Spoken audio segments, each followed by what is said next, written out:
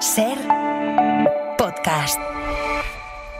Sergio Boris, actor, director, dramaturgo, docente argentino, bienvenido a La Hora Extra. Muchas gracias, muchas gracias. Las palabras se las lleva el viento, Sergio. No sé si la memoria de los cuerpos es más resistente, más imperecedera que las palabras. Creo que sí, tiene otro valor, ¿no? Aparece en otros sentidos en la memoria de los cuerpos, ¿no? La palabra es una palabra escrita con todo que uno revive y la hace propia en cada lectura. El lector crea mientras lee. Así también los cuerpos. Específicamente en el teatro, se juega con lo efímero del hecho, ¿no? Teatral, es efímero. Nace ahí entre los espectadores esa fiesta que se manifiesta en un lado y el otro de la línea que los separa y que deja de separarlos. Esa es la intención de generar una fiesta escénica. Tendrán esos espectadores esa memoria de eso que se vivió y morirá con ellos y morirá con los actores y los que hacen toda la obra.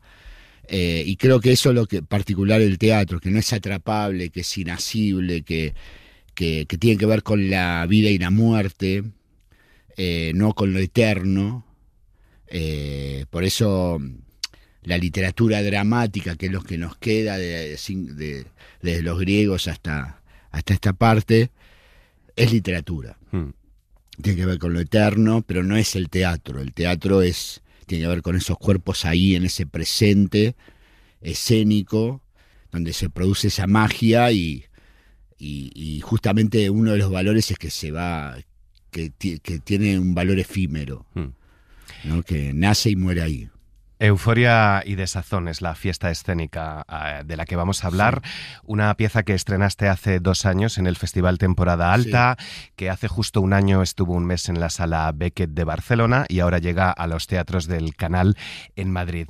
¿Qué le produce a Sergio euforia en esta vida? ¿Qué le produce desazón? No sé si una no puede vivir sin la otra, si para ser feliz hay que conocer también la tristeza. Sí, es la multiplicidad de cosas que nos pasan a la vez. Tiene que ver, es un juego, es un chiste que nos hacemos siempre, esto de euforia y desazón, que es un poco, decimos, sí, nosotros estamos metidos entre la euforia y la desazón todo el tiempo, es muy reconocible. Añoramos esos momentos y deseamos esos momentos apacibles, pero también juega con la idea del contraste. El contraste de todas las cosas que hay, y el teatro se basa, el núcleo fundante del hacer teatral es el contraste, el cambio de ritmo. Se construye a partir del contraste de las cosas.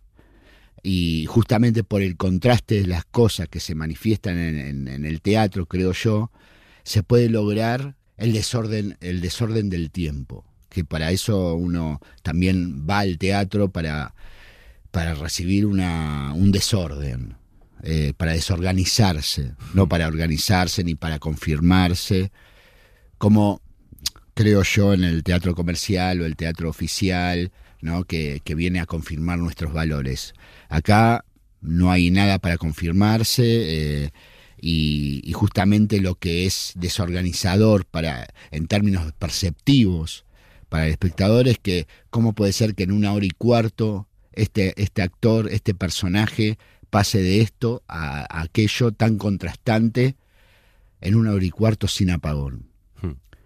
Y yo lo pueda creer, que pasó de un lado al otro en términos de arco del personaje, ¿no? Y entonces eso se da cuando hay creo yo, una música, un intento de musicalidad, de generar fuerzas, cambios de ritmo, contrastes que me hacen entrar en otra zona del tiempo.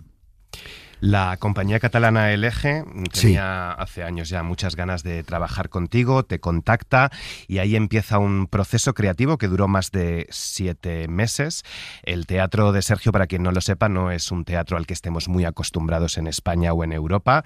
No sé si el de aquí es más comercial, como decías. En cualquier caso, tu teatro no está basado tanto en la palabra y en el texto como en los cuerpos que encarnan esas palabras, la relación y los vínculos entre los actores, la relación y los vínculos entre intérpretes y dirección.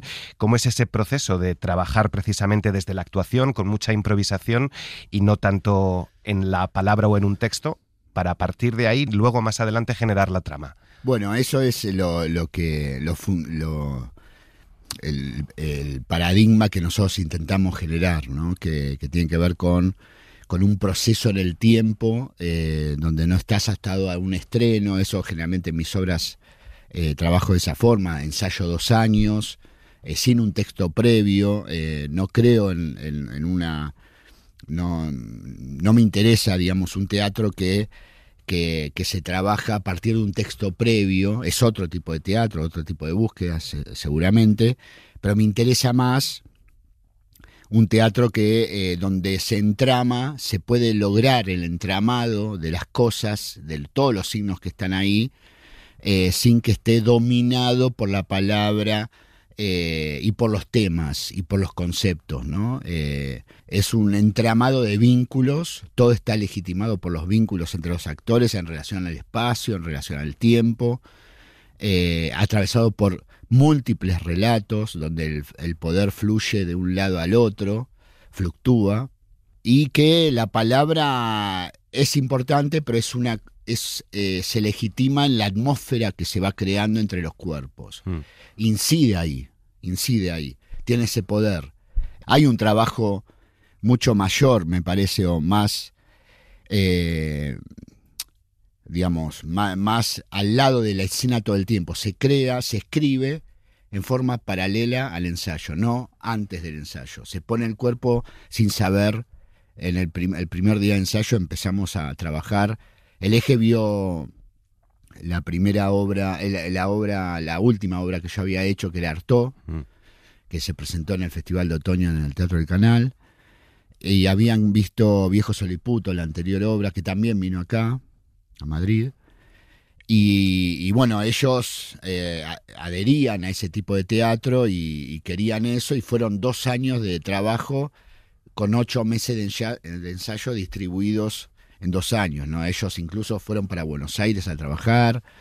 Fue una producción de ellos muy, muy audaz en un punto, porque es totalmente contrario a la forma de hacer teatro acá. Y en Buenos Aires se está perdiendo un poco eso, pero esa forma de investigar con tiempos blandos, sin el tiempo duro de que tenemos que estrenar en 45 días, ¿no? Se salta ese formato. Es la primera vez que trabajo dentro de 1 año y medio tengo que estrenar en temporada alta. Yo siempre navego más perdidamente con la irresponsabilidad del ensayo. Vamos a ensayar con tiempos más blandos, vuelvo a decir. Y acá era, bueno, en el 22 ya sabíamos que estrenábamos a fin de octubre en temporada alta, pero bueno, fueron 8 meses de trabajo concretos a lo largo de 2 años, y bueno, y llegamos sobre el final ahí, pegando en el poste, y entró así como 1-0 al final. Estamos muy contentos con el proceso. Es un proceso que va evolucionando también, porque también en Buenos Aires se hace tenés la posibilidad de hacer funciones 1 vez por semana durante años. Si la obra va, hay un público hay mucho público que va a ver ese tipo de teatro independiente, ¿no? Entonces podés durar y podés evolucionar, podés encontrar detalles y detalles y detalles a medida que lo vas viendo, pues yo voy a ver todas las funciones de las obras que hago. Entonces, ¿estrenadas también? Claro, estrenadas, sí. A partir del estreno, el estreno es un ensayo más con público, donde ya los actores necesitan enamorar a otra persona, no al director y al asistente de dirección, sino enamorar al público, ¿no? generar ese tipo de seducción, erotismo que hay entre el actor y el público. Ya se cansan un poco del director y del asistente. Y entonces, y todo esto es porque se trata de hacer un teatro no discursivo, no explicativo, donde los personajes no dicen lo que sienten, no dicen lo que piensan, sino al contrario, dicen para disimular lo que no saben que piensan. No saben que desean muy bien, saben que tienen un fuego interior, saben que desean cosas, pero no tienen palabras para explicar lo que llevan adentro. Generalmente en el teatro, los personajes, en el teatro convencional, digamos, que está organizado a través de lo que dicen los personajes se explican por lo que dicen. Acá no se explican por lo que dicen, sino que se disimula. La palabra es para mentir, la palabra es para disimular, la palabra es para esquivar, para rodear ese núcleo que no sabemos muy bien qué es. Euforia y Desazón se fue construyendo en el proceso, como todo. Todo lo que se va encontrando es azaroso, es por lo que se te va ocurriendo en ese presente entre la dirección, la actuación, la asistencia de dirección, también la escenografía y vestuario, ¿no? Sus aportes. Y entonces los lugares, el actor está más ampliado, no es un intérprete, se amplía su lugar. El asistente de dirección no es alguien técnico, sino que amplía su lugar porque opina también desde la asistencia. La dirección amplía su lugar porque está escribiendo a medida que vas ensayando. Yo empiezo a escribir después de 4 o 5 meses de ensayo, de improvisación. Madre mía. Claro, pero los primeros encuentros fueron virtuales, nos contaba sí. Eric Balbás. Claro, uno se sienta con nada sobre la mesa y ¿de qué se pone a hablar? Bueno, ahí nosotros nos golpeamos duramente el primer día de ensayo. Dijimos, para acá hay que trabajar a partir de un estímulo. Y que fue el libro de Robert Walser, Jacob van Gutten. Yo tenía un mundo, siempre cuando uno empieza a trabajar y conviene, digamos, de esta manera, ¿no? Sin un texto previo, conviene tener quizás alguna imagen, alguna hipótesis de vínculo y circunstancia para empezar, ¿no? Si no se torna más difícil, sin nada se puede hacer, yo lo he hecho y he silbado bajito para irme después a los 8 o 10 ensayos, porque también se genera cierto desgaste si el cuerpo empieza a apagar la búsqueda de por lo menos una hipótesis. Si tenés una hipótesis de vínculo y circunstancia, podés empezar de esta forma y ver qué pasa. Acá el libro de Robert Walser, yo tenía un mundo que quería entrarle, que era un bachillerato para adultos repetidores. Me gustaba la idea de un secundario de adultos que no pueden salir todavía de la escolaridad y que quizás no quieren salir de la escolaridad. Y un poco tiene que ver con esto de Robert Walser, un escritor que yo admiro, y en especial esta novela corta, Jacob van Gutten, que trabaja sobre un instituto en relación a no hacer nada, el valor de no hacer nada. Es como una oda a la inutilidad, ¿no? El ser alguien, ¿no? En contra de ser alguien, ¿no? El mandato de ser alguien, ¿no? Y también tiene que ver con el estar. Y se conecta mucho con la actuación como yo la veo, que tiene que ver más con el estar que con el ser. Aunque no sea un teatro explicativo, hay que explicarle un poco a los oyentes por supuesto, dónde estamos. Euforia y Desazón nos lleva a una escuela de bachillerato para adultos repetidores, un escenario invadido por ruedas, compresores, ahí hay en medio una reforma, luego te pregunto por la escenografía. Laura, la profesora, ha sido ingresada en un centro hospitalario por consumir pegamento para ruedas.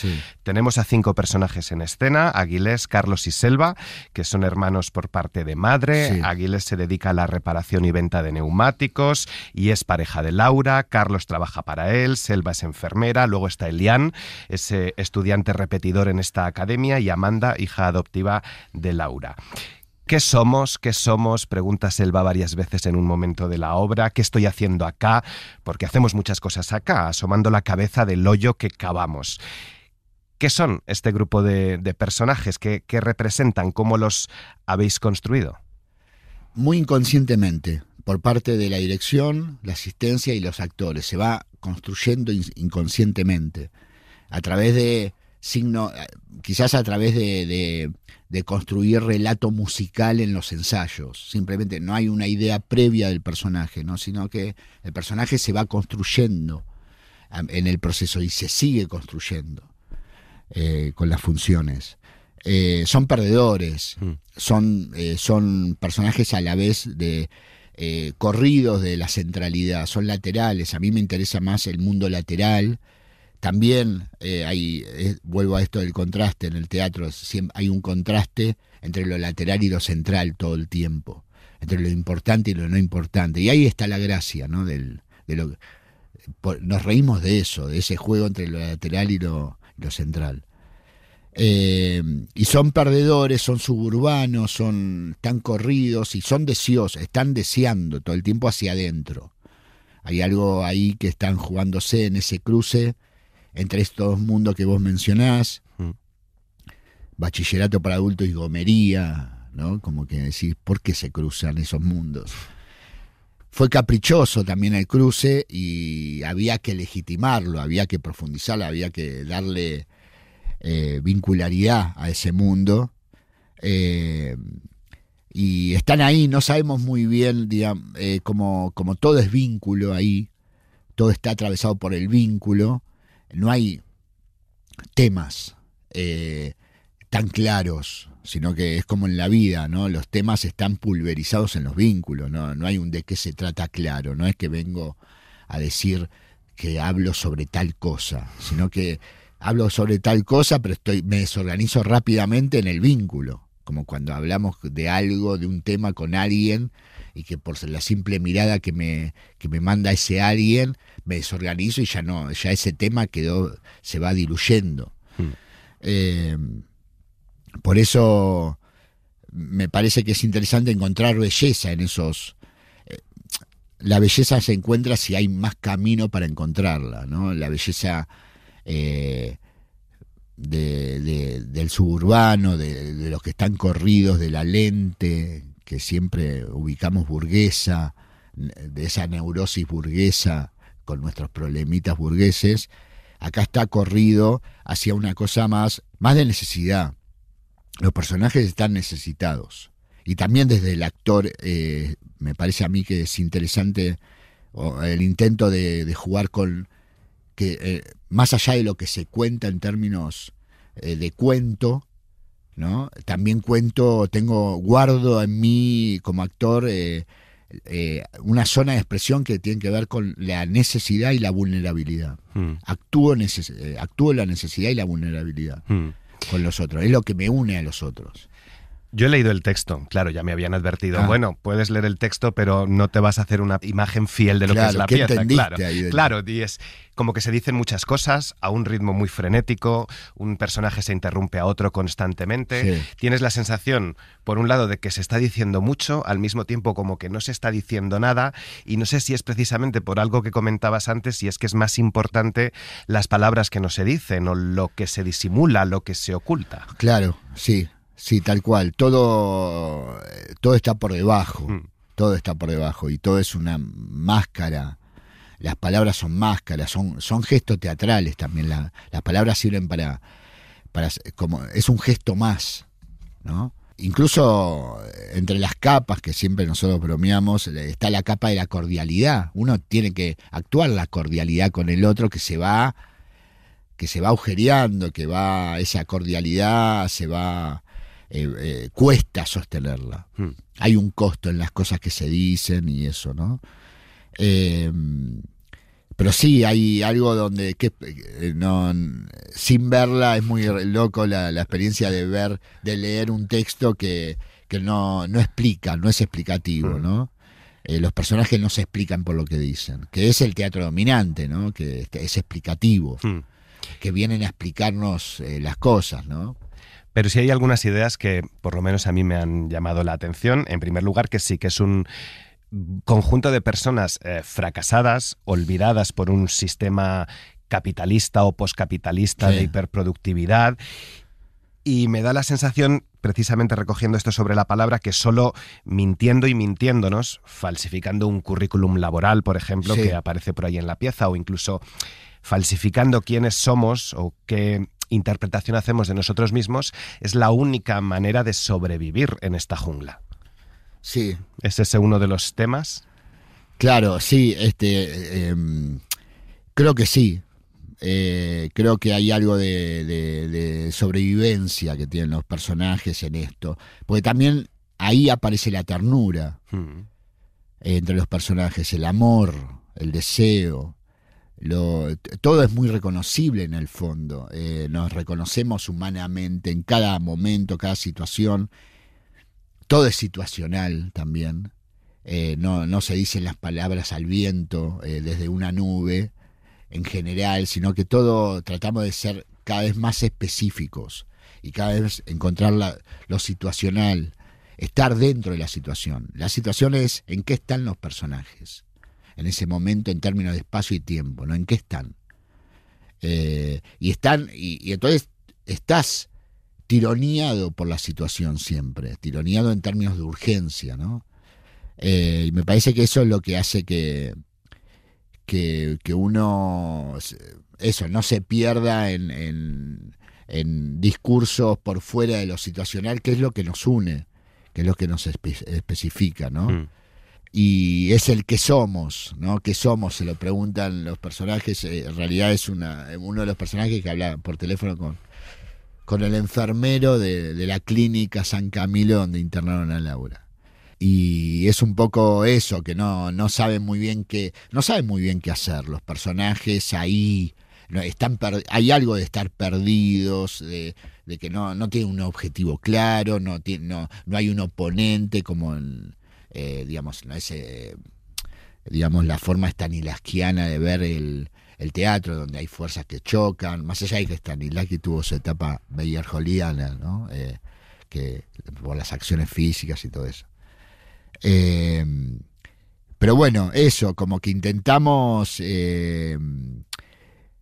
contar, hay algo que subyace, que es esto de esta circularidad de los personajes, de esto de reiterar, y cada reiteración es una acumulación, no es un estar en el mismo lugar, y cómo va generándose una música. Nosotros es una construcción más ligada a eso, a lo azaroso, al encuentro con las cosas más que en la búsqueda, y a lograr una música.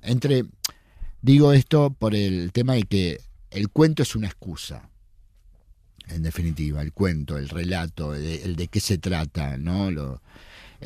Después está ese cuento, pero también hay otros relatos.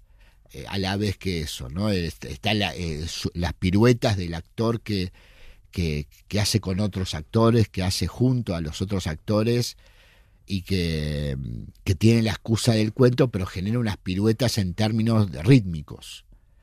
Es por los actores y su expresividad rítmica que, vuelvo a decir, se puede creer que la trama, como en tan poco tiempo, sin apagón, pase un personaje de este estado al otro, ¿no? Cómo empieza, cómo termina, no se puede creer que pase eso en 1 hora y cuarto solamente, y pasa, y te la comes.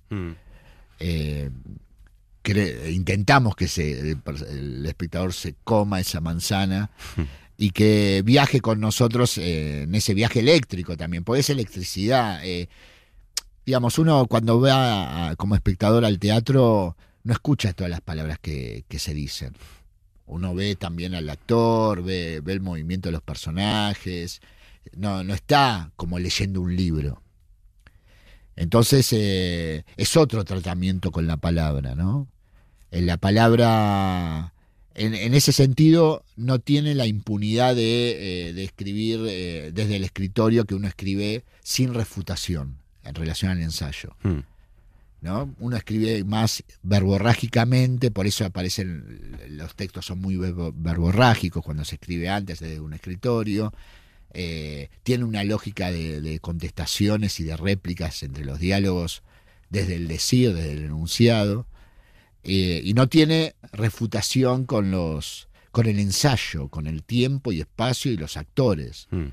Y acá, si se escribe desde la dirección, como es este caso, se escribe para el ensayo siguiente, ¿no?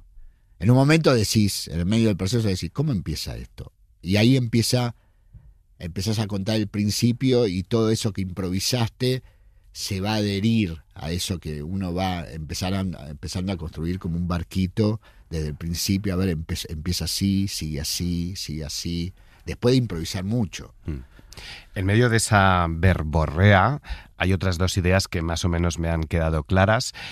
Una de ellas es que hacen falta contactos en la vida, tanto como para entrar en un hospital y que te cuelen, sí, como para conseguir un trabajo. Y también que por mucha titulación que tengas, el mundo laboral es tan agresivo que uno preferiría estar en ese caos que tiene cierta musicalidad que salir al abismo fuera, claro, a buscar trabajo, ¿no? Exacto, salir a buscar trabajo, el mundo laboral. Ellos no quieren salir a buscar trabajo. O sea, hay algo de quedarse ahí en ese lugar, estar en esa adolescencia, ¿no? Estar en esa adolescencia, vivir esa adolescencia, afirmar esa adolescencia sin el no querer ser alguien, ¿no? Como vuelvo a decir. Sí, es muy... era algo que nos atraía mucho, ¿no? Esos adultos que están ahí no queriendo, en el fondo, salir a ese mundo que los va a expulsar, que los va a castigar. Hay algo también, vengo en reuniones con amigos, esto del... Todo ahora es máster que se compra, ¿no? Y todo es comprado, digamos, en un punto. Todo tiene valor, ¿no? Todo hay que comprar, hay que pagar la cuota. Y bueno, estos están desalojados, estos personajes, en sus graduaciones, que uno es más miserable que el otro, o más ridículo en esa miserabilidad, están ahí un poco como una respuesta. Es una respuesta a la ambición, a la exigencia de ser alguien, a tener títulos, a la vanidad, ¿no? Y hay algo del quedarse ahí, si la pasamos bien acá, la pasamos genial. ¿Cómo ayuda la puesta en escena a construir este caos también, donde tenemos, parece que varios escenarios en uno? Bueno, hay un cruce de cosas y está buena la pregunta. Todas las preguntas son muy buenas, pero esta me lleva a pensar esto de que el espacio, hay un trabajo dramatúrgico sobre el espacio, en términos de que, aparte de que hay un relato narrativo en términos de dinámica de los cuerpos en el espacio, cómo se desarrollan en el espacio, quién está afuera, quién está en off, quiénes están atrás, quién está adelante, quiénes están juntos. Ahí se va leyendo una narrativa ahí. Por eso también se construye desde ahí. Entonces, en el medio del proceso de construcción de la obra, decís, che, hace falta construir acá en la esquina algo donde estén todos acá, porque uno va construyendo desde las necesidades espaciales. Y el espacio no es todo igual a sí mismo, ¿no? Hay un sector que es más específico, son todos lugares específicos, pero en algún lugar quizás hay uno de los personajes más local que el otro es más visitante en ese sector del espacio, ¿no? En otro sector, ese que era visitante en ese espacio es más local, ¿no? Como que hay... El espacio va narrando en relación a los personajes, ¿no? Cómo se apoyan. Y los personajes, los actores, empiezan a narrar a partir también de se apoyan en esas narraciones espaciales. Teatro sucio por vocación, he leído en la página web de la Sala Beckett, pero también que tu teatro es un universo porteño y peronista. No sé si estás de acuerdo, y en cualquier caso, este conjunto de personajes fracasados en los márgenes del sistema, ¿acabarían votando a Milei? No sabemos, pero en este momento ya no entiendo nada. Con todo lo que pasa en la Argentina, con el gobierno más nefasto, oligárquico, vendepatria, cipayo de nuestra historia, y más cruel. Bueno, se sigue votando a ese personaje, pero entiendo la situación por el tema de que hubo todo una extorsión, ¿no? De Trump, ahí tuvo una cosa ahí, que hubo un miedo ahí tremendo a que todo explote, entonces ganó de esa forma. Todo un manejo así, y la cultura está totalmente desalojada, ¿no? La verdad que la estamos pasando muy mal. La cultura también padece, obviamente, pero hay cosas totalmente peores, lo que está pasando en discapacidad, en los hospitales, en la salud pública, en la educación, en la universidad. Hay mucha marginalidad, cada vez se está poniendo muy, muy jodida la cosa. Perdón. Si acabarían votando estos. Sí, no, esperemos que no. Yo los quiero mucho a los personajes y no. Pero al final es la clase obrera desencantada, ¿no? Con la izquierda muchas veces la que se acaba entregando a estos extremismos de derecha. Claro, sí, porque el anterior gobierno peronista fue un fracaso. El peronismo es también, volviendo a esto del peronismo, es la fuerza que tiene, que enarbola el campo nacional y popular, con banderas como la independencia económica, la justicia social, y siempre va hacia eso. Pero el último gobierno fue, nosotros, creo, el de Alberto Fernández fue el nuestro de la Rúa, que de la Rúa fue el gobierno del radicalismo, que fue un desastre y hizo que el radicalismo cayera así. Pero bueno, esperemos que se reponga rápidamente la cosa. Y volviendo a eso, creo que, no sé si es por un teatro porteño, sino más bien, yo creo que nosotros, ¿cómo unir esos el actor los tres catalanes, los tres actores catalanes, la actriz de Galicia, el actor argentino, cómo unirlos? Y lo tuvimos que unir siendo hermanos, así. Algo imposible. Hay tres hermanos, que uno es argentino, uno es catalán, y la actriz gallega son hermanos, así, como muy forzando esa idea de que ¿por qué no? Y también la idea de que quizás los puntos de unión entre España y Argentina para generar una ficción sea el suburbano. Eso es lo que nos une. Quizás nosotros decíamos Lanús, que es el conurbano bonaerense, Adrogué, no sé, en la Argentina, en la provincia de Buenos Aires, puede ser acá un suburbio de Barcelona, un suburbio de Madrid. Pensamos mucho en la España vaciada, Albacete, ¿no? Como lugares así, como que la imaginamos en España, pero como un lugar de encuentro, que pensamos eso, como que quizás es el suburbano el lugar que nos puede unir, ¿no? Que nos une. Hay más contacto. Yo cuando voy a las afueras de Madrid, a las afueras de Barcelona, ahí veo puntos de unión entre la Argentina y España, y muy, muy profundos, muy profundos. Incluso nosotros vimos todos juntos, yo soy fanático también de Leonardo Fabio, un director de cine peronista, pero más allá de ser peronista, es un director de cine genial de la Argentina, que murió, y yo lo relaciono con Berlanga, con el verdugo de Berlanga, o las películas de Berlanga, ¿no? Como que Leonardo Fabio en la Argentina y Berlanga en España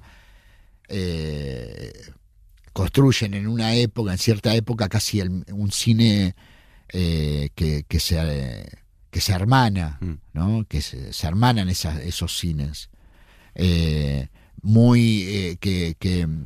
tensionan la tradición de cada cine, ¿no? Del cine de Leonardo Fabio tensiona la tradición del cine argentino y Berlanga tensiona la tradición del cine español, ¿no? Una pregunta más. Sí. ¿Quién puede permitirse hoy el lujo de estar 2 años metido en un proceso creativo, y más en las artes escénicas, ¿no? Cuando muchas veces la precariedad te obliga a estar a muchas cosas, multitarea, estrenar rápido, estar a otra cosa? Y en segundo lugar, ¿cómo defender esta idea de teatro cuando parece que en las sociedades contemporáneas hemos perdido capacidad de concentración y de atención y parece que el público requiere que le den las cosas precisamente muy explicaditas, muy masticaditas? Claro. Pasa que en la Argentina no está la esperanza, está arrasado todo la idea de las subvenciones en el teatro, no existe la posibilidad de ganar plata en el teatro, más allá de que quizás de repente en las funciones viene gente y ahí uno puede sostenerse para ir a comer después y comer un par de días más.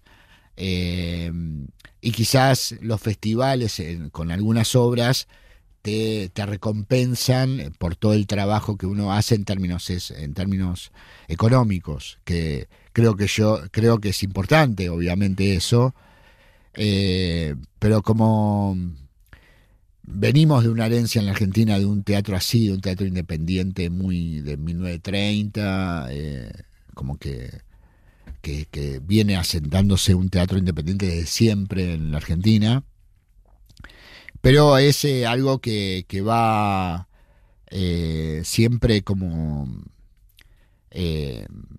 uno no tiene esperanza de recibir nada, entonces como no tenés nada, no tenés ningún subsidio, quizás buscás trabajo en otro lado, buscás la plata como docente de teatro, buscás lo económico quizás como actor en algunas películas y eso. Entonces tenés eso, como tenés los encuentros generalmente son nocturnos, son después de las 11 de la noche. Quizás si nadie está laburando de otra cosa, se puede encontrar un ensayo a las 3 de la tarde. Pero siempre decimos como que el tiempo es nuestro lujo. Así, no tenemos nada. El teatro no nos da nada en términos económicos. Estoy hablando del teatro independiente, ¿no? No el teatro comercial ni oficial, sino que ese teatro no te da, tenés que pagar incluso el espacio de ensayo, uno lo paga con el trabajo que uno hace por fuera. Por eso también los ensayos de 2 años tienen cierta flexibilidad, a veces se ensaya 2 veces por semana, a veces 3, quizás se suspende un ensayo porque a alguien le surgió un laburo, hay una relación más lábil, digamos, más blanda, vuelvo a decir, con ese tiempo, y que hace que se vaya sentando las cosas también el tiempo, no es un tiempo fijo, duro, de creación, sino es un tiempo blando de creación, entonces uno se puede perder, se puede angustiar 1000 veces, que yo siempre en el medio del proceso creo yo que es necesario, me parece, angustiarse a esta altura de la vida. Es una señal de que me reconozco en esos lugares de angustia. ¿Para qué? ¿Por qué un bachillerato para adultos y la gomería y todo eso? O en Viejo Soliputo, ¿por qué la farmacia y los travestis? ¿Qué quiero decir? ¿Qué pasa acá, no? Los momentos de angustias tremendas. ¿Qué hay que descubrir acá? ¿Qué hay ahí adentro? Y bueno, el tiempo, la búsqueda, el error, el fracaso, el fracasar, el salir del ensayo amargadísimos muchas veces, pasarla mal, pero bueno, creo que se da esos procesos porque no nos queda otra. Es lo que podemos hacer, y como en el teatro también uno puede generar sin producción en términos escenográficos, algo con los actores también, podés generar una construcción que te encante un diamante que creemos nosotros que es un diamante, quizás estamos locos. En un momento pensamos que estamos totalmente locos en medio del proceso. ¿Por qué hacemos esto? Es medio clandestino, tiene que ver con lo clandestino también, de reuniones a las 11 de la noche hasta las 2 de la mañana ensayar. Es medio... Tenés que tener un deseo un poco loco, extraviado, y ser un inútil medio en otras cosas, ¿no? En la vida, no te tienen que ir bien en otras cosas para hacer esto, digamos. Si te va bien en otras cosas, no lo haces. Como dice Pablo Messiés, me gusta el teatro, que veo y no entiendo lo que he visto, pero tengo muchas ganas de volver a verlo. Claro, está muy bien. Euforia. Querido Pablo. Y Desazón. Sergio Boris, muchas gracias. Muchas gracias a vos. Muchas gracias. Para no perderte ningún episodio, síguenos en la aplicación o la web de la SER, Podium Podcast o tu plataforma de audio favorita.